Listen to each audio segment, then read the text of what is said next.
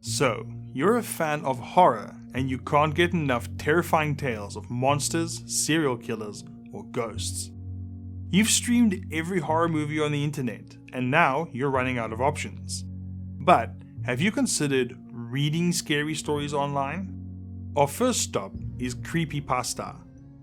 No list of creepy short stories would be complete without Creepypasta. This website is filled with reader-submitted tales of terror, including fictional stories of hauntings, ghosts, possessions, and more. Some articles might be written in the first person, but the site only accepts fictional stories, or at least so they say. You can use the Stories menu to browse by category, length, author, rating, and more. For the best stories, use either the top-ranked or famous Creepypasta menu items. If you'd like to submit your own story, make sure to visit the submissions page by selecting Submissions from the menu.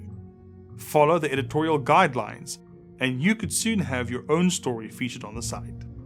Why should adults have all the scary fun? Next we have Scary for Kids. Scary for Kids is a website that features a wide range of creepy content geared towards children.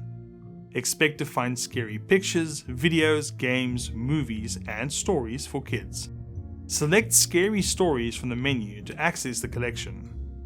You can also browse by category, like Halloween stories, urban legends, ghost stories, and many more. Since this site is for children, expect spooky stories, but nothing that's too gory or disturbing for younger children, or for very sensitive adults. Are you a fan of blogs? Or what about The Darkest Blog? The Darkest Blog takes horror shorts seriously. The site urges visitors to send in their scariest stories, true or fictional. The menu offers special categories like witch stories, ghost stories, dud, or mind-bending stories, and stories about dreams. The site appears a bit basic and outdated, but it packs a spooky punch where it matters. There's some good stuff to be found on the Darkest Blog, despite the occasional spelling or grammatical error. Hey, it makes it a little more authentic actually.